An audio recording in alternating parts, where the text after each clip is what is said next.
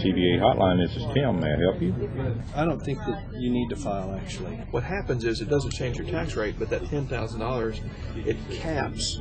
Congratulations, everyone. We're about one more month from living through yet again another tax day. Don't you just love paying to be alive? And the Oscars are this week, or whatever. This year we had 10 nominees for Best Picture, averaging 2 hours and 23 minutes in length. Altogether, that's almost a full day of movies that no one in the right mind has the time or patience to devote to watch. Luckily for all of you, I am not and will never be in the right mind. So once again, this year, I continue the tradition of exposing myself to rude YouTube comments by watching every Best Picture nominee and ranking them arbitrarily, so you don't have to. This year, I've decided to take after the US tax code and create an entirely new classification system that is both confusing and unnecessary. So I'll be ranking movies on a list that goes from sole proprietorship to LLC on a W-9 form. Please note that in reality, I have no earthly idea which of these federal tax classifications is objectively the best, because I'm not a tax expert.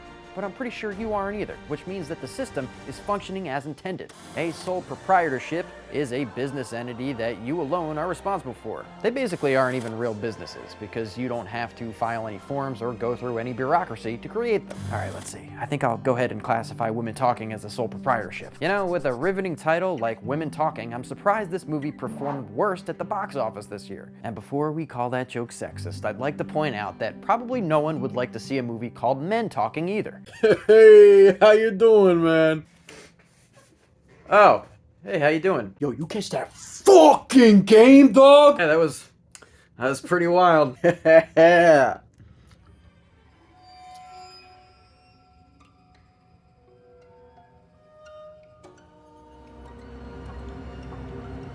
Yo, my balls hurt. Women Talking played out more like a stage play than an actual movie. By that I mean it didn't fully embrace the medium the story was being told in. Film tends to work best when there's action, not like in a Top Gun Maverick sense, just, you know, when things happen. Virtually the entire movie occurs in one setting, a barn, and most of the story unfolds within the dialogue of the major characters. In a 1910s isolated religious colony, the women have finally convened to speak about the years of rampant sexual abuse they have suffered at the hands of the men. It's only in their voice and debate that they finally decide to take action. So the fact that the film primarily plays through dialogue is intentional. In America, most of the changes that resulted in better conditions for the average woman only occurred when they got together and took action in their own best interests. But film is primarily a visual medium, and using mostly dialogue can leave an audience bored. The entire movie felt devoid of stakes. The meeting can only occur because the men of the colony happen to be absent. Without actually seeing the men, though, we don't feel the same impending danger that the women are facing by meeting in this manner. A few subtle scenes showcasing male toxicity would have served the plot and helped show the world they're hoping to escape. Proving once and for all that audience mass appeal doesn't always result in a good movie, Avatar: The Way of Water is a sole proprietorship as well. I might be just speaking for myself here, but I actually can't believe this movie generated this much revenue. It's the third highest grossing film of all time. Avatar 1 to me was just a Blue People carbon copy of the film Pocahontas. That first film was okay as a standalone, but there wasn't really much room for another story in this universe. No one on Earth was asking for a sequel, let alone almost 15 years after the original. That made James Cameron going all in on an Avatar film franchise over the past decade even funnier. As hilarious as the situation is, the movie itself is overwhelmingly meh. I mean, it's an Avatar sequel. An extreme emphasis on visual effects with a run-of-the-mill story and themes about the overthrow of capitalism. The first half hour of this movie had me rolling my eyes with film cliche and thrown in plot elements. Remember the main villain that died in the first one? He's back! Despite his bigotry and hatred of the Na'vi, before the climax of the first film, he immortalized himself by copying his memories to a Na'vi avatar. That seems kind of weird. Not only that, but he had a son that was never brought up in the first film, but is now instrumental to his identity. Every franchise has their big baddie that we're leading up towards. Voldemort, Sauron, Thanos, Palpatine, or Vader. Cameron decided to retroactively make generic evil General Man the primary villain of the whole series, who here starts a multi-film character arc into redemption. That was kind of hard to get over for me, but again, that's kind of a limitation with doing a sequel, when the first one was meant to be a one-off idea. You gotta make the audience's time and investment into the series worth it, so it makes sense to do a recognizable villain. It's just kneecapped by adding plot elements that were never in the original film in sort of a sloppy expositional way. Even then, leaving the theater, you're not sure those state-of-the-art effects were worth the severe tingling sensation in your ass cheeks from sitting down for over 3 hours. Am I gonna see Avatar: The Fury of Fire in 2037? You're goddamn right. A C corporation is, quote, separately taxable entities.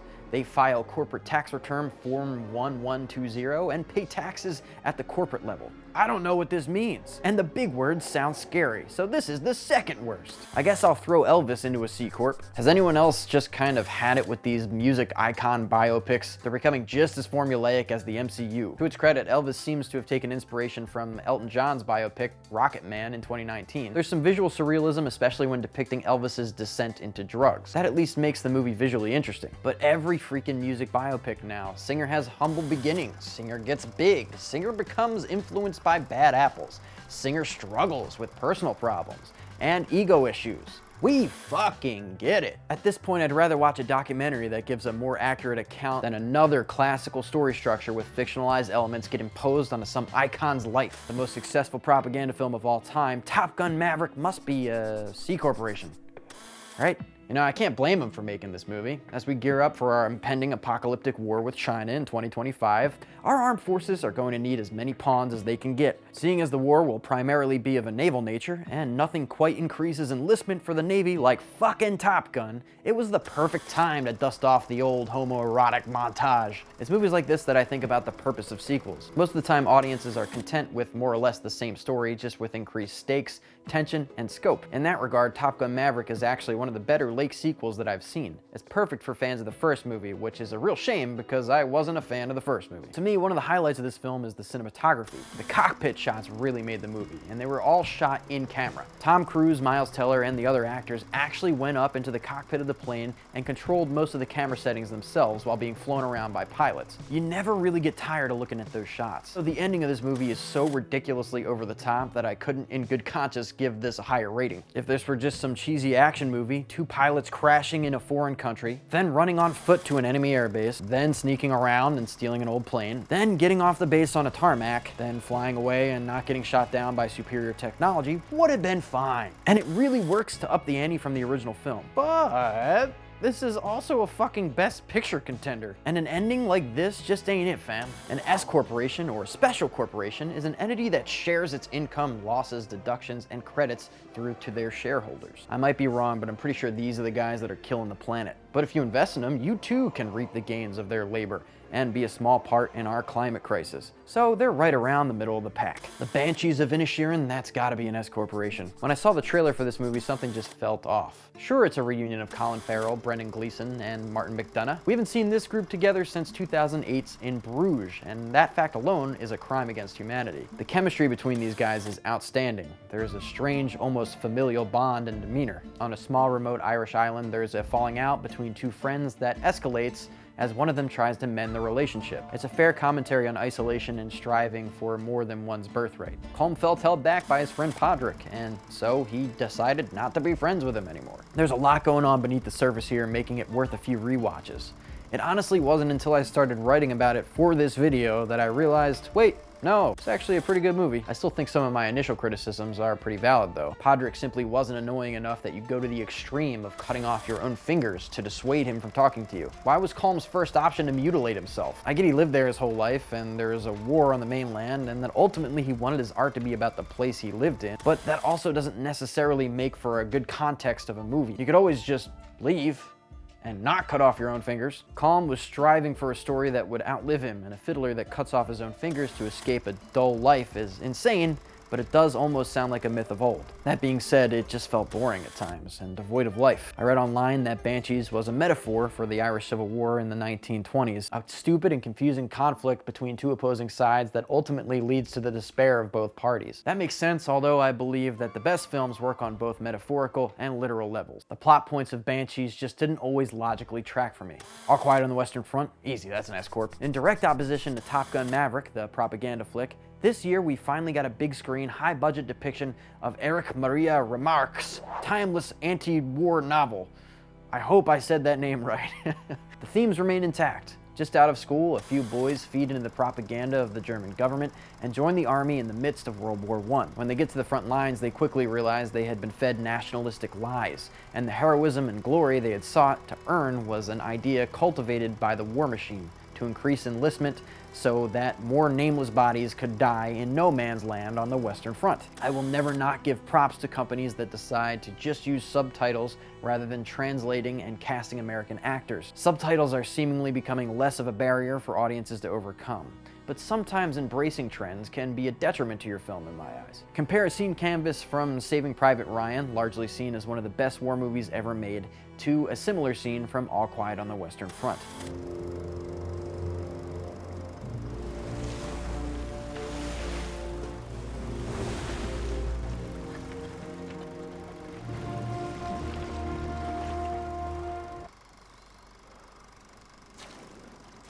Notice the difference? It's in the color and saturation. In my opinion, All Quiet is way too vibrant and colorful to depict some of the themes they're going after. This is a war movie. There's dirt and mud, but the grit from the image itself feels missing. Also, if you've seen my previous Oscar videos, you know that I tend to rank movies that don't have source materials higher because it requires more imagination and creativity at every level. Overall, All Quiet was pretty good. On to partnership, which is defined as a group of 2 or more people that contribute money, property, labor, or skill, and share in the profits and losses of a company. Hey, doesn't that sound like communism? Tar's gotta be a partnership. It follows a renowned composer, Lydia Tarr, as she struggles to record her masterpiece. She's a family woman but is promiscuous and has a troubling pattern of behavior that ultimately leads to her downfall. Tar is an exploration of the corruptive nature of power and influence, as well as the creative struggle for inspiration. Her life partner in the film is in her symphony and has worked under her for a long time. She can't do anything but watch paralyzed as Lydia openly seduces a new cellist. Meanwhile, Tar is trying to cover up her last affair, which was also with someone in the symphony and resulted in the mistress's suicide. I assumed until doing research for this video that Tar was based on a true story. It felt so reminiscent of a true-to-life fall from grace that it's kind of wild that it's entirely fictitious. Cate Blanchett's acting is phenomenal. She completely disappeared into this role. Her lack of empathy and shame makes her an interesting character. While you don't necessarily root for her, her poor decision-making makes you cringe at the obviousness of her favoritism. And The Fabelmans, that seems like it should go in partnership. God, I hope I'm doing this right. Inspired by Steven Spielberg's real life, The Fabelman tells the story of a young boy and his journey to becoming a film director. He faces some drama along the way as his talent unveils his mother's affair. This film is a love letter to the old farts at Hollywood, depicting the cameras and cinematic trickery used during the 60s and 70s. I think it's hard to talk about the pros of this movie without simply saying it's a Spielberg movie. Everything you've ever learned about his masterful directing style is at play here. Spielberg's special attention to character work, ambitious camera movement, and beautiful score input captures the magic of being young. Its semi-autobiographical nature invites you to wonder how much of the story is true and how much is, to turn a phrase, fable. Kill me. Ordinarily, I would consider a director making a movie about himself to be a bit egotistical, but I feel as though Spielberg has earned that right. And even so, he navigates the story exuding humility. The last shot is arguably one of the best ending shots I've ever seen in a film. It perfectly encapsulates the spirit of the story and Spielberg as a man and director. We finally reached limited liability company, which happens to be my favorite classification because, well, macular media is one. It's just reassuring to know that if I were to make any mistakes on this classification video, none of you could come after my personal assets. First, Triangle of Sadness. This film was an extremely refreshing and innovative social satire. It's sort of a Titanic allegory about class divides taken to the extreme. On a cruise ship, the working class are treated as playthings for the rich until the dynamic flips when the ship sinks and the survivors become deserted on an island. The lone surviving housekeeper is the only person with survival skills and thus becomes the most powerful figure in their new money-deprived environment. Ruben Östlund, I hope I'm saying that right, again, he's Norwegian, is a breath of fresh air with a quirky style that uses humor to explore serious themes. Take, for example, the dinner scene, which sees the ship go through some rough seas. While the elite are at a fancy dinner and the workers are below deck, the whole ship rocks. Although these class differences exist in human culture, in reality, the whole ship is thrown into a disgusting fury, as literal shit is thrown from toilets and people throw up everywhere from motion sickness. The humor and ridiculousness of the situation adds to the plot of the film, but also complements the themes in a way that you don't typically see in movies today. Triangle of Sadness is ripe with this kind of complexity, leaving you wanting to rewatch the film over and over to see what else you might gather from its disparate elements. We will follow your career with great interest. And last but certainly best this year Everything, Everywhere, All at Once is absolutely an LLC. The Daniels once again pull off one of the most daring and visually unique films I've ever seen that takes full advantage of the medium it's being presented in. Everything from the writing, cinematography, and editing perfectly complements itself in a film that's somehow funny, action-packed, and tear-jerking, with stakes that are simultaneously grounded and down to earth, but also universe-shattering. With a concept as grand in scope as the multiverse, it can be easy to lose track of just what we crave in storytelling. I love that the epic climax and culmination of this film is about something as close to home as accepting your family. The multiverse of Everything Everywhere just makes for an awesome backdrop for the core emotional storytelling that has always been the centerpiece of cinema. I'm actually a bit worried that the old farts at the Academy won't pick this film because of its goofy nature. I haven't ever seen a movie with scenes as silly as hot dog fingers and Rakakuni ever be selected for Best Picture. The innovation and creativity on display in the filmmaking of Everything Everywhere All at Once make it probably one of the most deserving movies to win Best Picture that I've ever seen. Well, there you have it. That's every Best Picture contender in the 95th Annual Academy Awards classified, to my best understanding, as their own taxable entities. That didn't seem so hard, did it? Good evening, I'm Alan Iverson. Our top story tonight: local shitty YouTube video producer and video production company owner Drew Mueller is being indicted under allegations of tax fraud by the IRS. When asked to comment, Mueller had this to say: I just wanted to rank movies based on their objective merit. You can go to jail for this. They should teach us how to file correctly then, right?